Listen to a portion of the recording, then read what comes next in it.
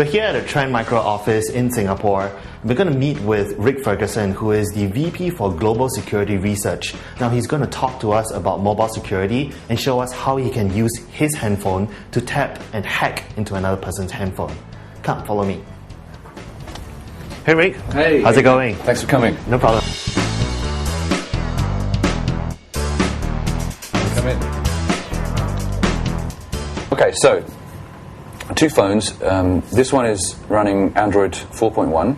I haven't exploited any vulnerabilities on this device at all. So all that's happened is that the poor victim has downloaded an app from an app store. Let's say the app was pretending to be a camera that was going to increase the camera resolution to 4 trillion megapixels, and so they got the free camera app. Unfortunately, it's doing other things in the background that they're unaware of. Even if it's the most paranoid of users, and they go and check, go and check the apps that are running on the device. Let's look for running apps. Here we go. You can see there's nothing suspicious actually running on that device at all right now. The other phone here is an iPhone, but to be honest, it could be anything. All I'm doing from here is sending SMSs. So I could even send this from the oldest Nokia in the world. It would still work.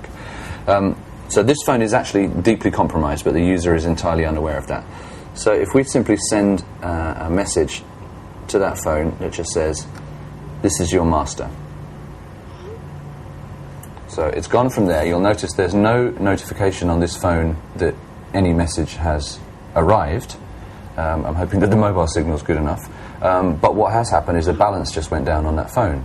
So obviously if this was a contract phone, you wouldn't even get a message that the balance just went down. The reason the balance went down is because the phone sent me a reply. It says, "I'm ready to serve you." So if we go into the messages on this device, there's been no messages received other than one from my UK service provider telling me that I'm abroad. But none of this is your master stuff has been received because the malicious app is intercepting those text messages and making sure that it acts on them but doesn't display them to the end user.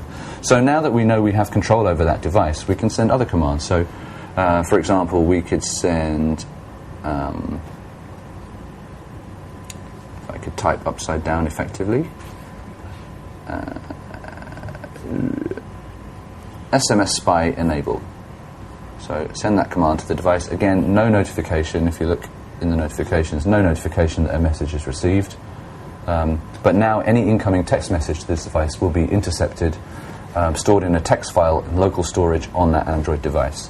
Let's say this phone belongs to a corporate executive, and you've also compromised the PC as well, which is far more simple than compromising the mobile device. Or Justin Bieber, for that matter. Or Justin Bieber even. Could be anybody. And you know that they have a very important meeting at 12 o'clock today, and you'd like to know, because you've read it in the calendar on the compromised PC, and you'd like to know what happens in the meeting. So you can, having the phone under your control, simply send another command. This one says monitor now, and there's a number after it. So monitor now 1. That's just been received. So right now, the microphone on this device has just been activated, and now it's recording everything that we say around the device. Again, completely invisible, and even if we had the screen blacked out, anytime any of these messages were received, nothing would happen with the device. The microphone is still active and still recording right now.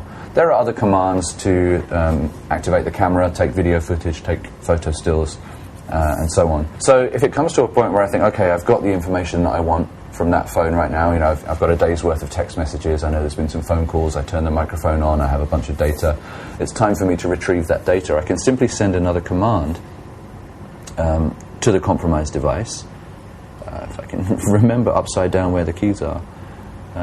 It just says upload files. So now what the compromised device is doing is taking, in this example, that 1 minute of audio data and anything else that was received at the time. So the message was just received. So now it's packaging it up into a zip file, uploading it to a website, and when it's done, it will send back a text message to the controlling handset with a URL where we can simply go and download all of that stolen information. There you go. So you can see the balance has gone down again on that time. That's because it's just sent another text message. And this text message here says uploaded, file download URL, file delete URL. And all of the stolen information has also automatically been deleted from this phone. So even if the victim were to go looking and say, I wonder what files are on here, what's taking up this space, there won't be anything there. There's nothing to take up any space, so it keeps the victim unaware of what's been going on. So what we'll do now is we'll get a web browser up on the laptop and go to this URL just to demonstrate that this is not a lot of hocus pocus and it's the right audio of me talking just now. Okay, so we're going to go to that same URL, sendspace.com. Now, there's nothing illegal or bad about Sendspace. It's just a file where you can a site where you can upload and download files. LCYHNJ. And if you like, we can leave this URL active for your readers or viewers. And we'll go look in my downloads. There it is. And what have we got here?